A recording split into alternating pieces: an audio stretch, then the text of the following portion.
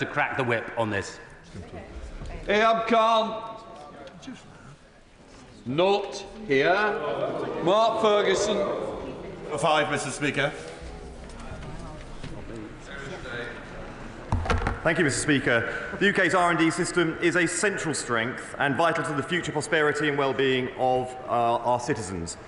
We are recognised for our strengths of our university system and the research base, and we are investing through UKRI to continuously improve our R&D capabilities. In July, we launched 5 new quantum technology hubs delivered by UKRI and backed by over £100 million worth of government funding.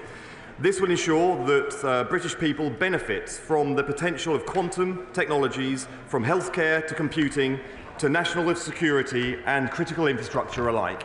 Mark Ferguson. I thank the Minister for his response.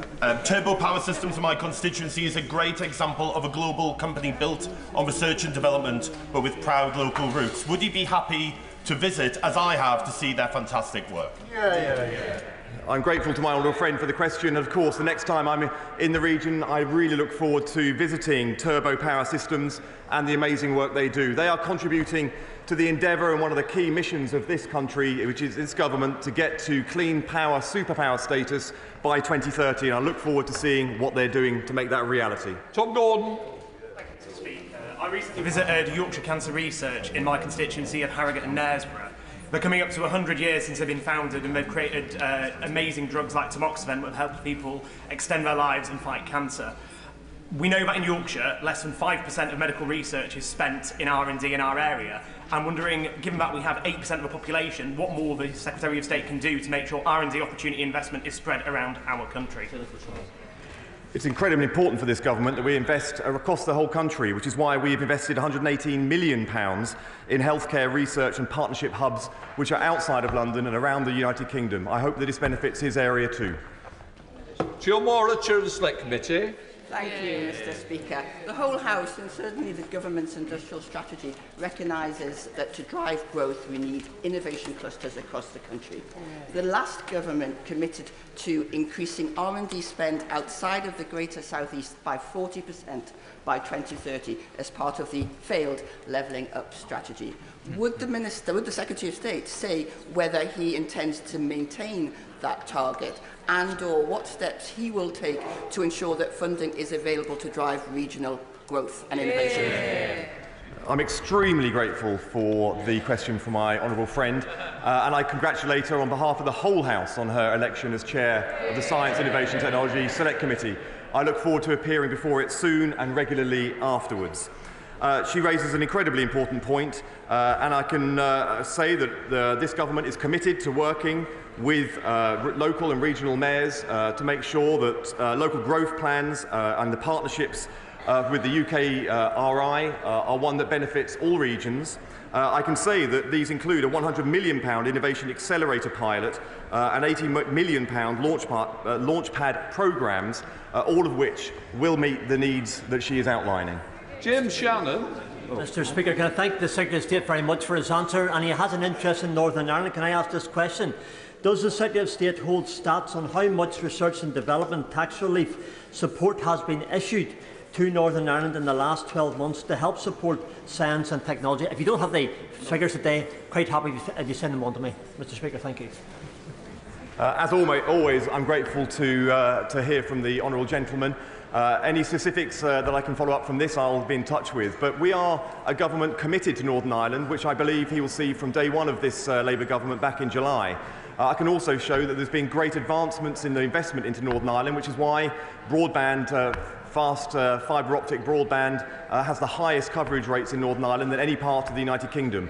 I want to be a champion for Northern Ireland and visited recently to make sure that everybody there in the science and technology community realises this is a government that's on their side. Sir Saki Bhatt. Thank you, Mr. Speaker. In one of the Secretary of State's first acts in his role, he cut £1.3 billion worth of funding that would have been transformative for enabling cutting-edge research and development in Britain. I note he's also ditched our ambition to turn Britain into a science and technology superpower. And whilst we set a target of £20 billion for R&D, which we met, he has set no such target. Will he be setting a target, and could he today promise that there will be no cuts to R&D expenditure? Thank you, Mr. Speaker, and I congratulate the honourable gentleman on his appointment to the role. Let's just be honest about what we inherited this government. That £20 billion black hole is something affecting every single department across government.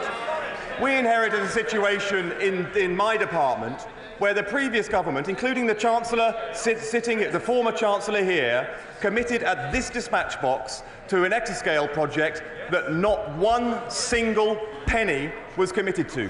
Not one single penny. This was a fraud committed on the scientific community of our country by this government, and then I had to make the difficult decision to move forward. Order! I think we've gone on long enough on that question. Question 6. As part of Project Gigabit, the supplier Freedom Fibre is delivering a contract to provide 15,000 homes and businesses across Cheshire, including in her constituency, with access to fast, reliable broadband. And on top of this, over 800 vouchers have been issued to connect premises in her constituency through the Gigabit Broadband Voucher Scheme. I'm grateful to the Minister for his response. Close to half of the wards in my constituency of Chester South and Eddisbury are judged by Ofcom to be in the worst 30% of all areas in the UK when it comes to a decent broadband connection. And my constituents will be deeply concerned by reports that the current review of the next stage of Project Gigabit could see funds diverted from hard-to-reach rural areas to major cities like central London. Can I ask the Minister to offer a concrete guarantee that no rural community will be left behind as part of the government's review? Well, I don't see it as a divide between rural and urban, because there are urban issues as well as rural ones. But she's absolutely right. The previous government failed in delivering in her constituency, and we intend to put that right. She shouldn't believe everything she reads in the newspapers. I know she was trying to have a meeting with BDUK. I'm very happy to make sure that if she and myself and officials can sit down to try and sort out these problems in her constituency, I'm happy to do that for any other members of the House as well. Nick Smith.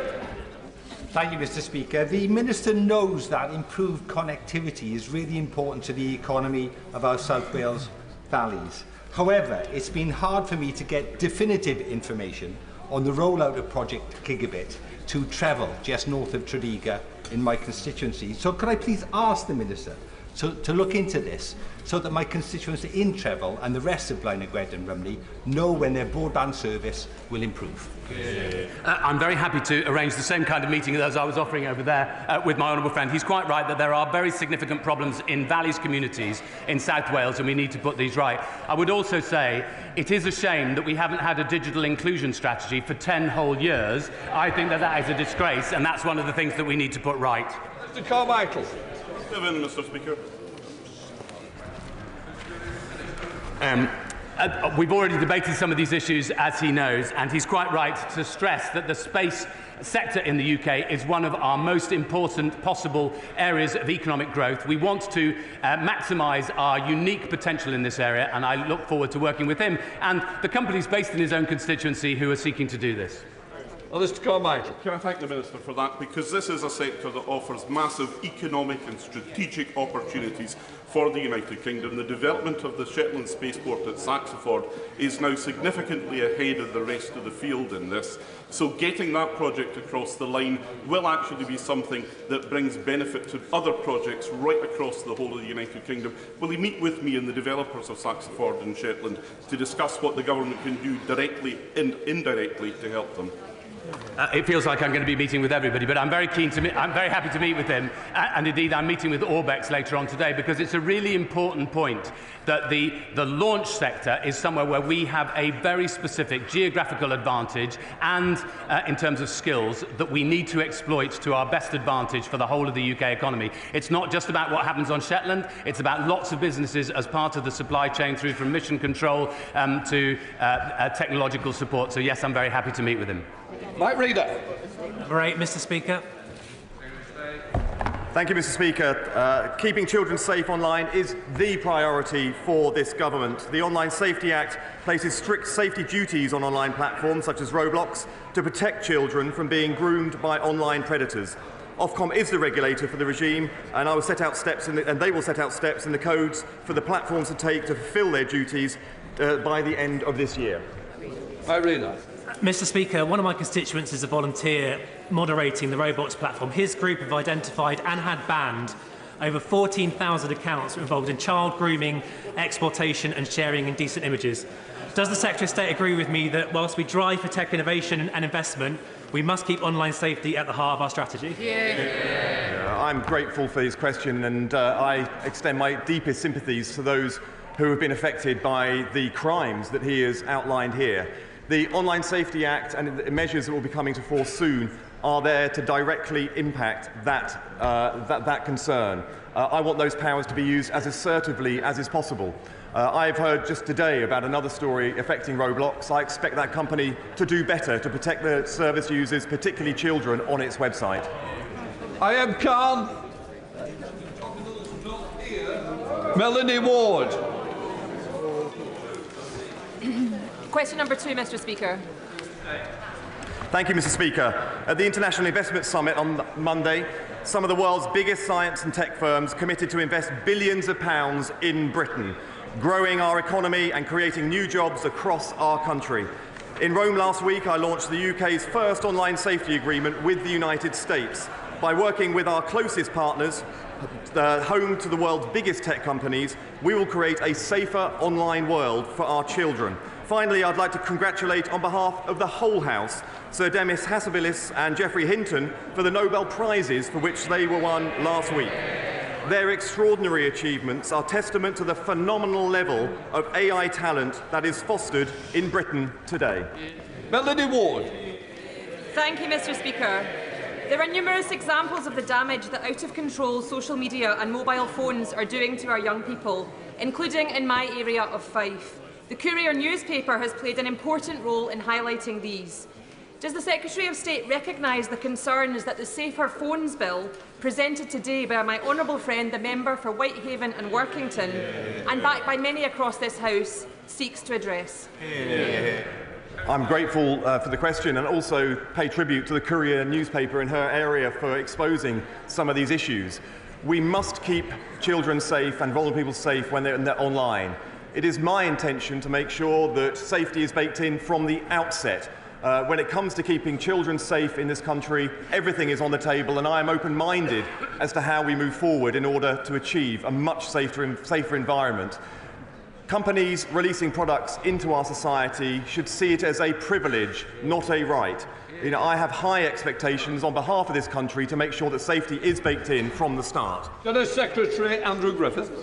Thank you, Mr. Speaker. Did the Secretary of State fully disclose to the Civil Service Commission the labour links of one of the most senior civil service appointments, or the £66,000 donation he received? Every donation that was made to this party in opposition has been declared in the appropriate ways, but I'm proud to be part of a party that raises standards in public life rather than votes to lower them.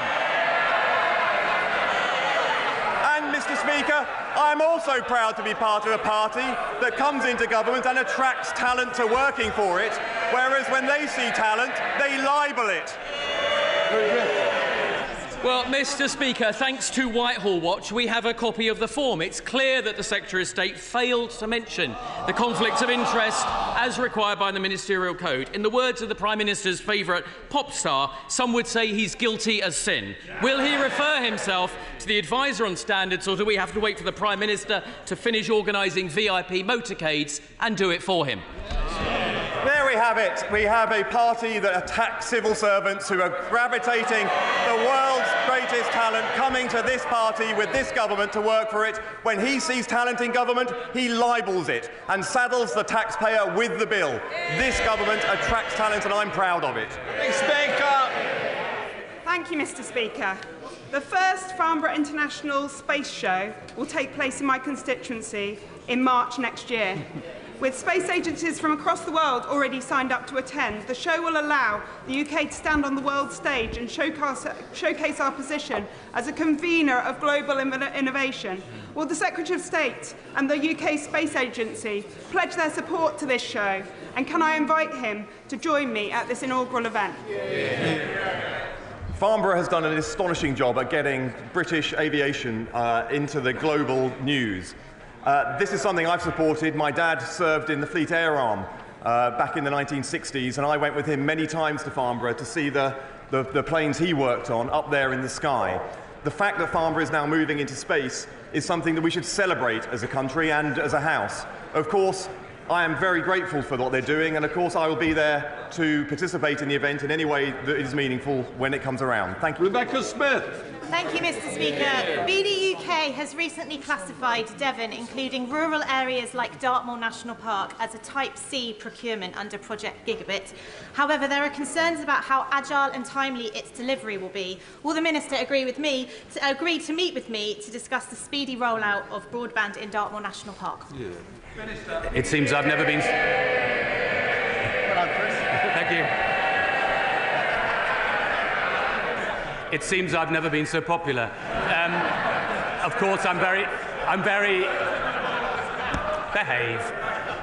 happy to meet with her. It's a very serious point that we want every single part of this country to share in the digital future. We can only do that if we have the infrastructure everywhere in the country that we need. Samantha Niblett. I know that my right honourable friend shares the delight that many of us felt when it was announced researchers from UK-based AI company Google DeepMind are to share a Nobel Prize for their work on protein folding, a technology that will help shape economies of the future. As founder of Labour Women in Tech, I want this technological growth to be diverse. So I ask both the government what it's doing to ensure that the UK remains a global leader in this tech space, and what it's doing to ensure that my constituents in South Derbyshire trust that this technology can and will benefit everyone. Can I thank my honourable friend for her question and for all the work that she does to encourage more women into tech. And it's great to know that the tech world isn't just full of tech bros, but there are quite a lot of tech sisters as well. We are committed to building upon UK's success as a global AI leader, and the upcoming AI action plan demonstrates this commitment to foster the trust and ensure safe development of AI models by introducing binding regulation on a handful of companies developing the most powerful AI systems, fostering trust in these technologies. We will also will continue to be... We are now moving to Prime Minister's questions. Dr. Danny Chambers. Number one, Mr. Speaker.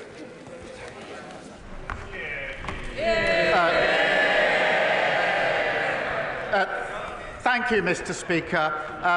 Alex Salmond was a monumental figure in Scottish and UK politics. He leaves a lasting legacy, and I know that the deepest condolences of the whole House are with Moira, his family and his loved ones. Mr. Speaker, this week we also remember our colleague and friend, Sir David Amess, whose kindness and commitment to public service continues to inspire us all, and I know how deeply this was felt on the benches opposite, and I'm so glad that his plaque is here in the House with us. I also want to acknowledge the extraordinary life of Holocaust survivor Lily Ebbert, whose message of hope showed such courage. May her memory be a blessing.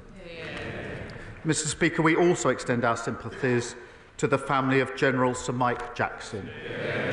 He was an inspirational leader of the British Army and served with distinction. Mr. Speaker, I know the whole House will join me in wishing the best of luck to the new England manager, Thomas Tuchel. I won't hold his old job against him, but I wish him well in the new one.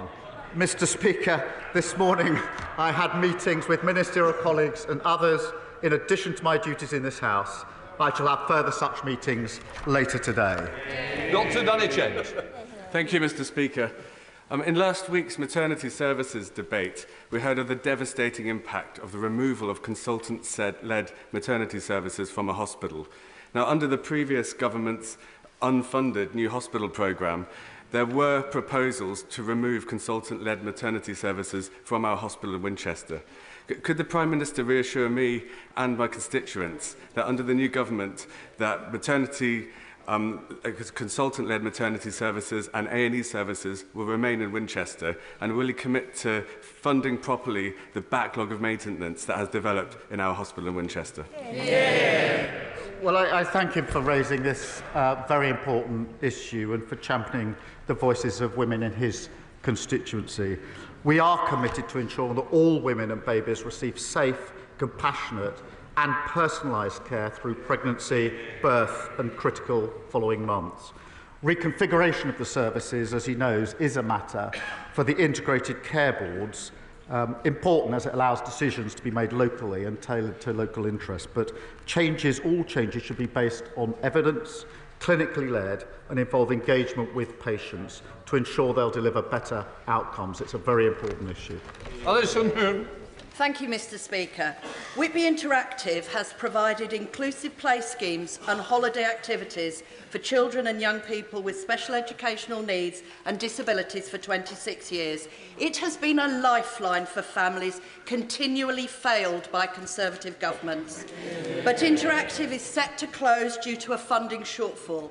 Does the Prime Minister agree with me that action to tackle the crisis in SEND provision is urgently needed and that charities like Interactive deserve our support more than ever? Yes, I do, and I know this will be a concerning time for families who rely on the brilliant work of Whitby Interactive. Children with special educational needs and disabilities have been failed for too long, and this comes up repeatedly in this House, with parents struggling to get their children the support that they need and that they deserve. We must raise the standards for every child so they can succeed in education.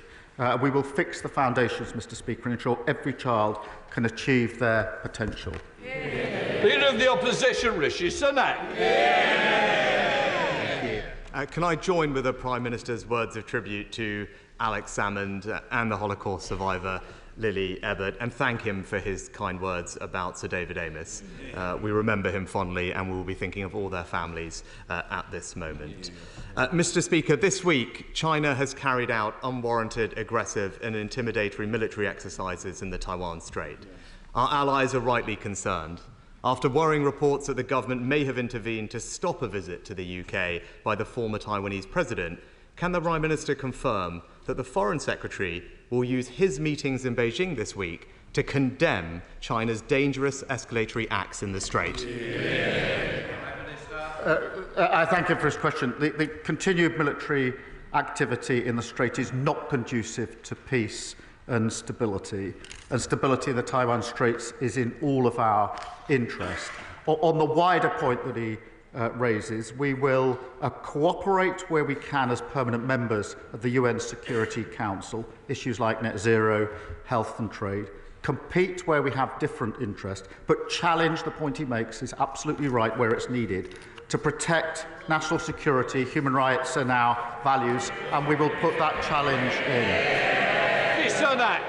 Well, given what the Prime Minister said, and I agree, of course, we must engage, but we should use that engagement for our national interests. I hope that the Foreign Secretary will unequivocally condemn this military escalation and stand up for democracy in Taiwan. Now, the whole House will be concerned about the fate of the democracy campaigner Jimmy Lai. He is a British citizen who has been wrongly imprisoned in Hong Kong for 4 years. The previous government pressured China for his release. Does the Prime Minister agree that this is a politically motivated prosecution and that it is a breach of China's legal obligations to Hong Kong under the Sino-British Declaration? Yes, and this case, as he will understand, is a priority for the government. We do call on the Hong Kong authorities to release immediately our British national, and the Foreign Secretary raised this case in his first meeting with China's Foreign Minister, and we will continue to do so. Rishi Sunak. I thank the Prime Minister for that answer. Now, China, as he knows, has become a decisive enabler of Russia's war against Ukraine, supplying the vast majority now of Russia's imported military microelectronics and components, worsening the suffering of the Ukrainian people. So can the Prime Minister confirm that he is prepared to sanction any Chinese business or individual involved in aiding Russia's invasion of Ukraine, including secondary sanctions on financial institutions? Yes, and we've called for that in the past. We continue to do so, and I hope this is an issue where we can have unity across the House. Rishi Sunak. Yes, I can assure the Prime Minister of his support. It is something that we began. The United States recently have expanded their sanctions, and I hope that the new government will continue to look at doing the same. Now, the last government also established a new system of registration and monitoring to protect the UK from interference from foreign states, including China, Russia and Iran. Called the Foreign Influence Registration Scheme, it was described as essential by MI5 in the fight to help keep Britain safe. But since the Prime Minister took office, he has halted its implementation. Why? That isn't correct. Rishi Sunak. Yeah, well, Mr. Speaker, that is very clearly what the government has said. And only last week he said at the dispatch box that he would give the security forces the powers they need. And if he is going to fulfil that promise, I would urge him to get up to speed on this issue and therefore implement the scheme. Furthermore, Parliament's Intelligence and Security Committee have warned that British universities are increasingly a rich feeding ground for China to exert political influence over us. That's why we passed the Freedom of Speech Act with new powers to help defend universities from this threat, but the new Education Secretary has since blocked it. So can the Prime Minister tell us how, without this tool, the government will prevent Chinese influence over our universities? I really don't think party political points on security and intelligence.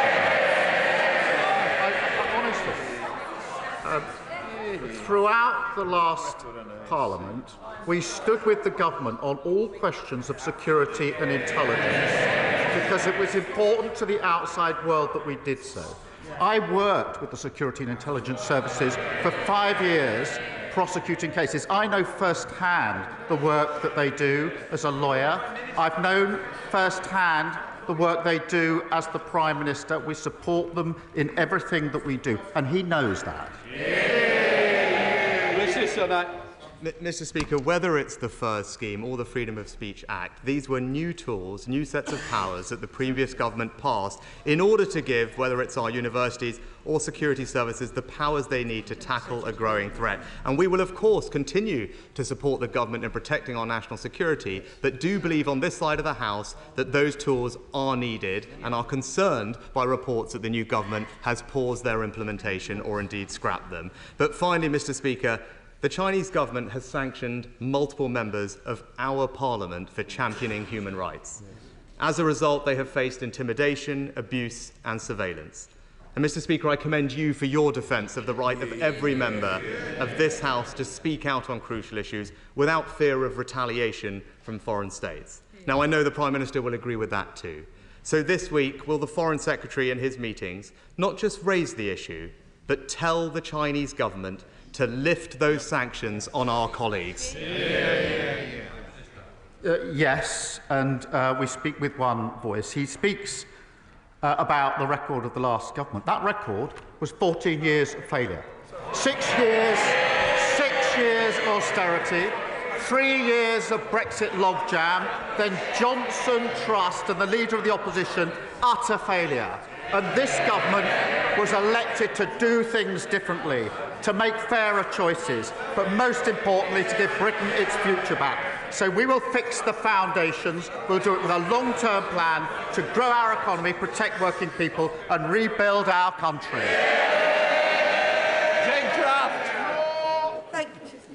Thank you, Mr. Speaker. 2 years ago, Thurrock Council was led into effective bankruptcy by the then Conservative administration, in no small part due to an investment of hundreds of millions of pounds into a solar farm scheme run by a con man. Given the Prime Minister's commitment to integrity in public life, will he support mine and my constituents' calls for a public inquiry so that those responsible can finally be held to account? I thank her for her question, because years of underfunding have left councils facing huge budget pressures. They yawn. They don't know the impact it has on working people up and down the country. They rely on public services, and what's happened in Thurrock is shocking. We are committed to resetting the relationship and helping those under intervention to recover and to reform. 14 years is a long time to destroy local services, and it's clear it'll take time to fix them. We will get councils back on their feet by providing multi-year funding settlements. But ultimately, we have to grow our economy, and I'm surprised the Prime Minister didn't welcome the £63 billion of investment that we were able to announce on Monday. Leader of the Liberal Democrats, Sir Ed Davey. Thank you, Mr. Speaker. Can I echo the tributes of the Prime Minister to Alex Salmond, to Sir David Amess and to Lily Ebbott? And can I welcome the news that ministers are going to review the carers allowance repayment scandal after campaigns by carers organisations, the Guardian newspaper and the Liberal Democrats, culminating in our motion on the order paper today. But will he agree with me that the evidence needed for the review is already long established and many of the decisions self-evident?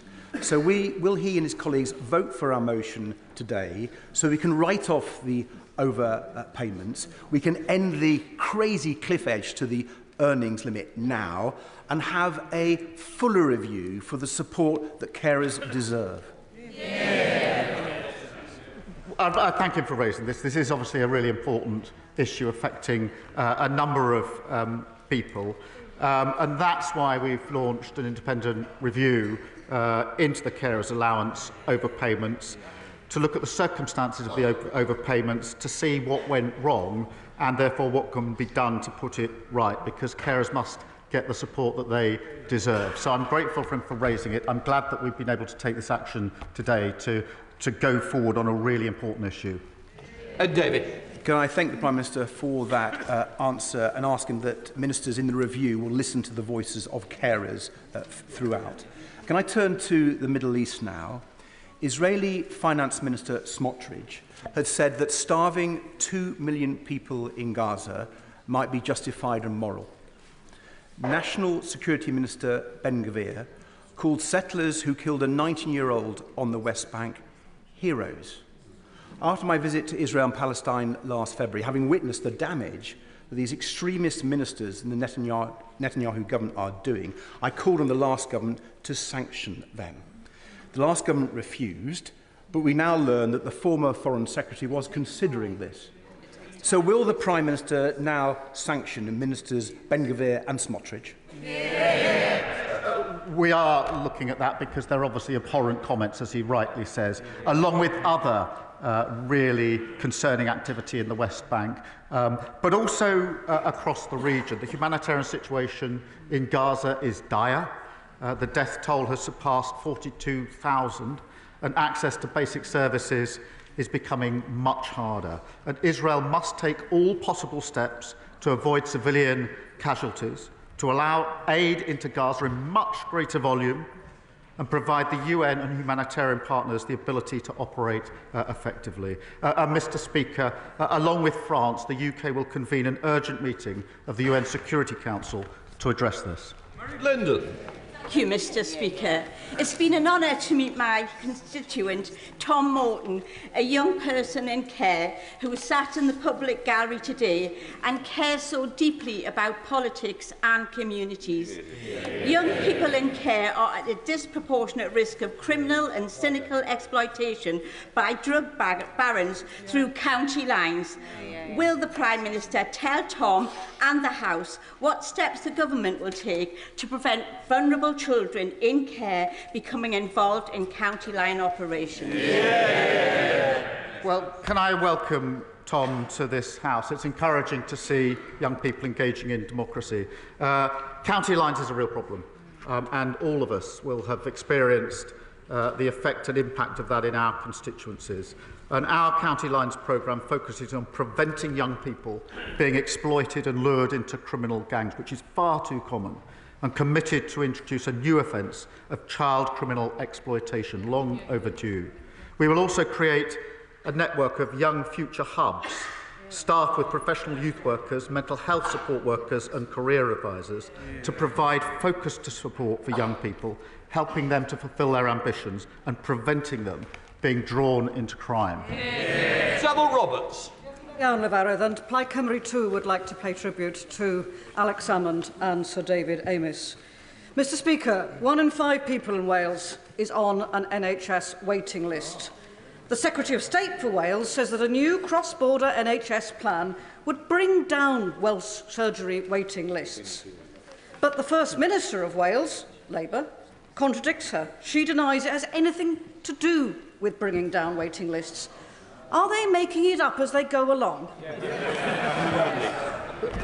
The difference is this: we now have a Westminster government that wants to work with the Welsh government to deliver for the people of Wales. For 14 long years, the Welsh government was in a position where the then government was in conflict with them. So now we will work together, collaborate and ensure that together we deliver across Wales. Chris MacDonald. Thank you, Mr Speaker. Will my right honourable friend, the Prime Minister, join me in praising our Labour Police and Crime Commissioner for Cleveland, Matt Storey, who's working with me to tackle knife crime, drug crime and antisocial behaviour in Stockton North, and assure my constituents that under this Labour government we'll see more police officers in Stockton and Billingham. Well, I welcome his work with the new Labour Police and Crime Commissioner. And it's sad to say that in Cleveland, full-time equivalent police officers fell by over 12% under the last government. When you fail on the economy and growth, those are the types of things that happen across the country. As part of our neighbourhood policing guarantee, we'll put 13,000 more neighbourhood police and PCSOs back on our streets and ensure every community has a named local officer. Through our Safer Streets mission, we will tackle illegal drugs, half-knife crime and crack down on antisocial behaviour and go after the gangs that lure young people into violence. Thank you, Mr Speaker. As evidenced by some earlier questions, issues surrounding SEND, local government finance and adult social care are issues which affect all of our constituents. And let's be honest, Mr Speaker, for too long, both parties have ducked and dodged taking the difficult but necessary decisions. In order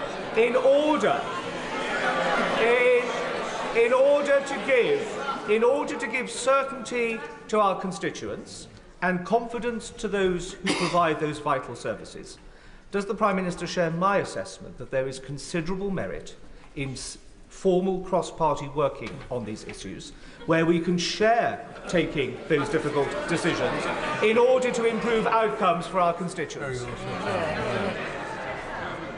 Well, I am grateful to him for raising this question about SEND, because it is a really important issue, and I think this is the 4th time in 2 Prime Minister's questions where it's been raised on both sides of the House.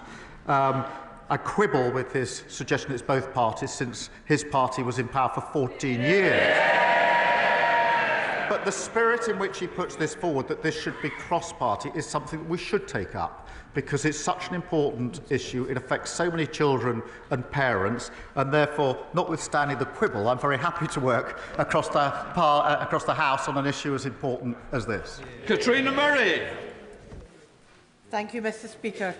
The Fairways Networking Group, a group of small businesses in my constituency of Cumbernauld and Kirkintilloch, all operate on tight margins.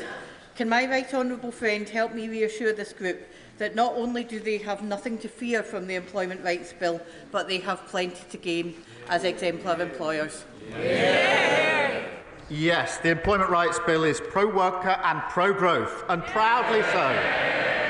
And I don't believe you can build a strong economy by having people in insecure work. The party opposite, they go against every protection for workers. They're against the minimum wage, they're against these new protections. But the vast majority of businesses, large and small, already know that investing in your human capital, treating people properly at work, is what produces growth. So here's the big political divide. They always oppose workers' rights. We will always champion them. Adrian Ramsey. Thank you, Mr Speaker, and can I associate the Green Party with his tributes to Alex Salmond and Sir David Amess? 99.7% of new patients in the east of England are unable to find an NHS dentist, the worst affected area in the country. My constituents in Waveney Valley want urgent action. So when will the government begin the critical negotiations on dental contract reform so no one in the 21st century has to pull out their own teeth? And will it be by the end of this year? Well, he raises a really important issue because dentistry was left in a shocking state by the last government. I was shocked to hear that for children's hospitals, the commonest cause for admission for 6 to 10-year-olds in our children's hospitals in this country is to have teeth taken out because of the failure of the last government. That is shocking on any analysis. We will put that right, we will take the necessary steps, and we'll work across the House to do this as quickly as possible. Councillor Smith. Thank you, Mr. Speaker. Last night in this House, we took the first steps in abolishing the hereditary principle of privilege in the place. I was hosting the Let's End Poverty Coalition at a meeting upstairs where we heard that often for many who experience poverty, that feels hereditary too. So will the Prime Minister meet with me and those with lived experience of poverty to find ways in which we can hear from those with that lived experience to break that cycle of poverty? She makes a good point. The party opposite, they want to get rid of maternity pay, but keep hereditary peers. It's the same old Tories. But, you know, the letters, this is an important issue that she's raised. The letters are honest, powerful and important. And I think they hold up a mirror to our country. We will deliver a budget that drives economic growth, improves the lives of working people, fixes our public services and rebuilds our country with a decade of national renewal. Davies! Diolch Llefarydd. My constituent Jeanette Crawford suffers from ME and chronic pain. The cold, damp conditions of a Welsh winter are going to mean a lot more muscle soreness and fatigue for her. She's lost her winter fuel payments due to having a very small savings pot. With 86% of pensioners in poverty or just above that line to miss out in Wales, will the Prime Minister establish a social energy tariff to help people like Jeanette? On this issue of winter fuel payments, we have inherited a £22 billion black card. They should be apologising, not groaning, for leaving the country in such a state. We are committed to the triple lock. The point about pensions is really important, and that means that the triple lock means that the pension will increase again by £460 next year, which means that pensioners under Labour will be better off because we're going to stabilise the economy after that lot lost control of it. On Davies. Thank you, Mr. Speaker. In Britain, the biggest killer of men under 50 is suicide. We have some of the worst paternity leave in Europe, and boys are 50% less likely than girls to pursue higher education. I know that my right honourable friend takes this very seriously, and his commitment on reducing suicide rates is very welcome. Can the Prime Minister update the House on this work, and does he agree with me that it is vital that we tackle these issues head-on because of the increasing alienation and mental health issues amongst young men? I thank him for raising this vital issue. The statistics on male suicide are truly shocking. I went to an event just a few years ago here in this place where everyone in attendance was asked if they had lost someone to suicide, and I then reflected on my own experience, which was profound. As it was, I could see, for everybody across the room, and will be across this House. So reducing deaths from suicide is a vital part of our health mission. We're recruiting an additional 8,500 mental health workers, specially trained to support people at risk of suicide, to provide faster treatment and ease pressure on our services. Thank you, Mr. Speaker. Group Captain Lizzie Nichol had an exemplary career with the RAF until she was forced to resign for refusing to implement illegal recruitment orders. Despite inquiry after inquiry vindicating Lizzie, on every count the RAF and MOD have failed to offer her fair compensation, and those responsible have walked away. Shamefully, during the Purdah election period, in what I believe was an attempt to subvert ministerial oversight, she was offered a derisory £2,000 by officials. I have documents proving beyond doubt that the former Chief of the Air Staff lied to the then Defence Secretary about her case. The Prime Minister says he believes in righting wrongs, so will he meet with Lizzie and help ensure that those responsible do not just walk away and that Lizzie gets the justice that she so very much deserves? I thank her for raising what is obviously a very important case, and she's right to do so. I'm not across the individual details of it, but it obviously does need to be looked into. So we will commit to look into it, and I will make sure that she gets a meeting with the relevant minister to lay out such details as she has and to get some answers as to our inquiries. Jake Richards. Mr. Speaker, children's social care in this country is now in crisis. Vulnerable children are regularly placed hundreds of miles from home, often in unregulated and unsafe accommodation. Meanwhile, private companies are making record profits on the backs of struggling and desperate local authorities. Frankly, this is an issue, a national scandal, that doesn't get enough attention. Today, Mr. Speaker, I'll be presenting my private member's bill, which will offer modest reform in this area. But will the Prime Minister reassure me and thousands of families across the country that it is a priority of his government to fix the social care crisis and our family courts? Yeah. Well, I thank him for raising this issue and being a champion on it. He is absolutely right about the appalling inheritance. 1 in 4 children in absolute poverty. That's a terrible inheritance. And too many vulnerable children in unregulated accommodation. Through our Children's Wellbeing Bill, we will put children and their wellbeing at the heart of education and social care systems. We'll also provide a home for all young care leavers to ensure that they're not homeless and remove the barriers to opportunity so every child can thrive in safe and loving homes. Mr. Speaker, during the election campaign, the now Prime Minister made a hell of a lot of promises, some of which I'm sure he will remember. Of particular importance to my constituents in Andover, North West Hampshire, was a promise made on the 18th of June during a campaign visit to Basingstoke, when he made an unequivocal, unconditional commitment to rebuild our local hospital. Mr. Speaker, is this a promise on which we can rely? Mr. Speaker, firstly, I'm grateful to him for raising this because it's obviously of huge importance to his constituents and his right to do so. We are reviewing, as he knows, the programme. The programme that the last government put in place for 40 new hospitals had a number of flaws. They weren't all hospitals, they weren't new, and they weren't funded, so we're reviewing it. But what I will no, but he's right to raise this, and I will make sure that he has a meeting with the relevant minister to discuss the particular development in his constituency. It will matter to his constituents who are listening to this, and it's important they know where the failure lay. Mr. Speaker, I welcome the government's historic investment in carbon capture and storage technology for Teesside and Merseyside. This week I've been at the sector's conference, and the feeling there is that this is a government delivering after years of delay. Will the Prime Minister recognise the unique potential that Teesside has for jobs, prosperity and economic growth into the future? Yes, and Mr. Speaker, you will have observed that on Monday we had a very successful investment summit, £63 billion coming into this country, jobs in every part of the UK, and a very clear message from business that they were prepared to invest now under this new Labour government.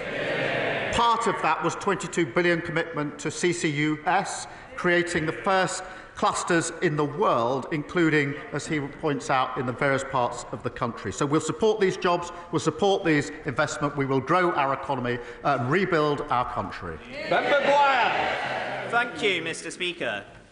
North Cornwall is an amazing place to live and work, but a top-down approach from Westminster has failed us. Public services are chronically underfunded, young people forced to move away to pursue careers elsewhere, and affordable housing is a promise that's simply never kept. Will the Prime Minister meet with all 6 Cornish MPs to discuss devolution for Cornwall, with a Cornish Assembly that recognises our unique culture, language and national minority status, so we can finally unleash Cornwall's economic potential?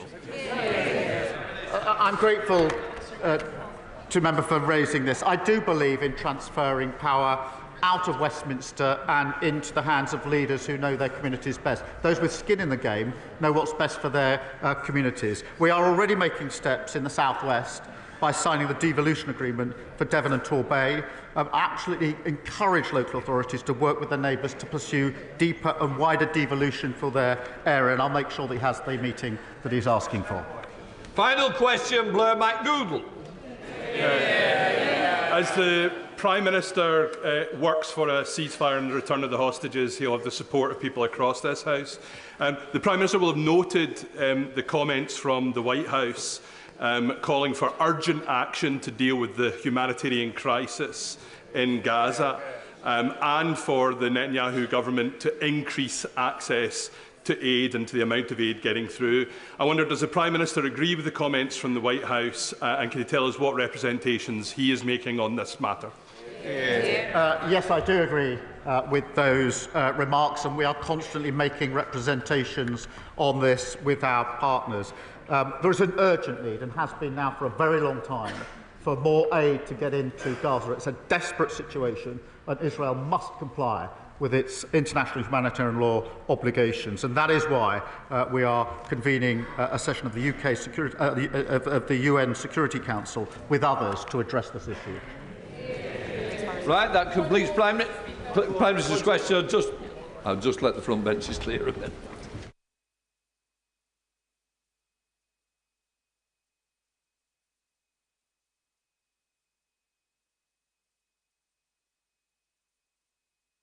All the best, Rachel.